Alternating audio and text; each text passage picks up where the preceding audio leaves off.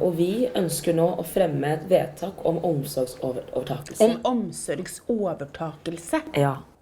Vi kommer til å plassere Tiril i et fosterhjem. Nei!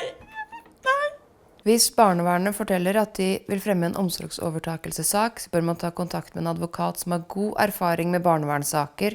Hvis ikke, så vil du få oppnevnt en tilfeldig advokat.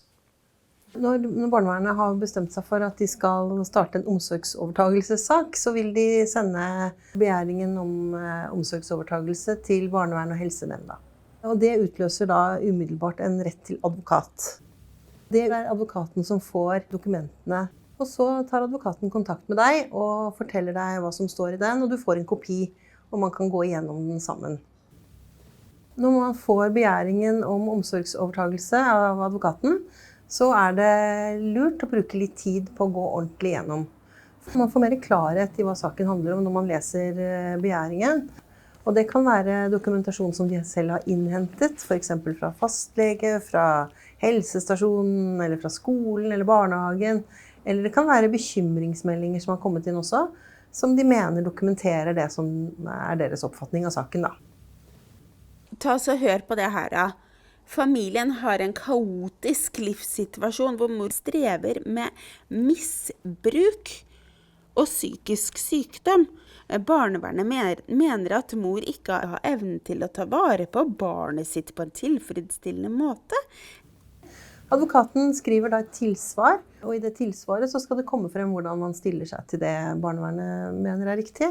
Og man legger frem dokumentasjon på det man eventuelt mener er uriktig. Da har jeg laget et lite utkast her. Min klient ønsker å belyse følgende punkter som er vesentlige for sakens opplysning. 1. Barnets utvikling og trivsel. Barnet trives på skolen og gjør det godt. Og man varsler vitner, for eksempel. Det kommer med i tilsvaret. Foreldre har like stor rett til å kalle inn vitner som barnevernet har. Ja.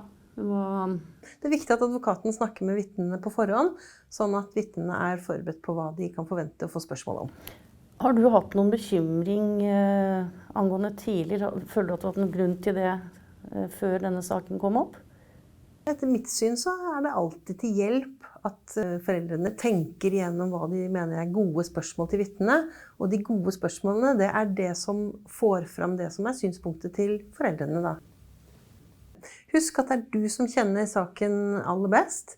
Og det betyr at du kan tilføre saken momenter som advokaten kanskje ikke tenker på i det hele tatt. Etter dette blir det satt en dato for nemndsmøte.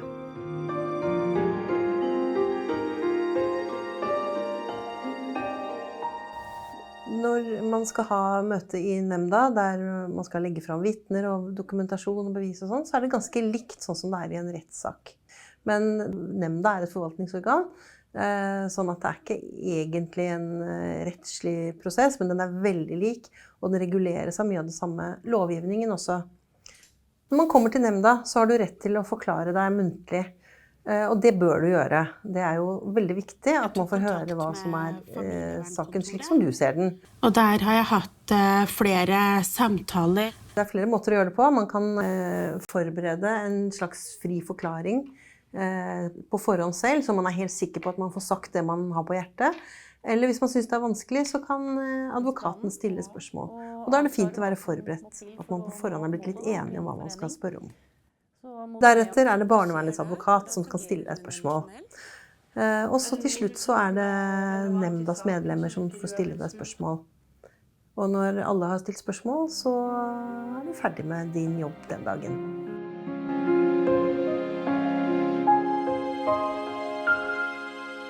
Ja, hva gjør man hvis nemnda bestemmer til omsorgsovertakelse? Man blir helt fra seg. Uansett hvor vanskelig og stressende det er, prøv å forholde deg til situasjonen slik den er nå, slik at du kan starte den tøffe jobben med å få til det beste for barnet ditt. Gjør det lettest mulig for barnet ditt å være i situasjonen, og så skaffer du hjelp til deg selv. Fokuser på det du kan gjøre noe med. Du kan få hjelp fra advokaten din til å vurdere om du skal klage på vedtaket, og prøv å samarbeide med barnevernet og partene rundt barnet ditt for å få til gode løsninger.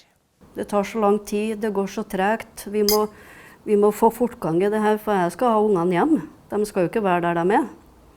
Det er forståelig og naturlig at du kjenner på en utålmodighet for å få barnet tilbake igjen. Men det kommer til å ta tid, og barnevernet kommer til å følge med på om du gjør de tingene som de trenger å se at du kan, for at du kan få barnet tilbake. Tusen takk for at du kunne komme til møtet. Jo, takk. Som du vet, så har jo Tiril nå bodd. Det føles kanskje unaturlig å skulle opptre strategisk i den situasjonen du er i nå. Men det er mye tid å spare faktisk på å være rolig og samarbeidsvillig, sånn at du kommer i bedre posisjon til å få barnet tilbake. Du kan få mer informasjon og hjelp på barnevernsforeldrene.no.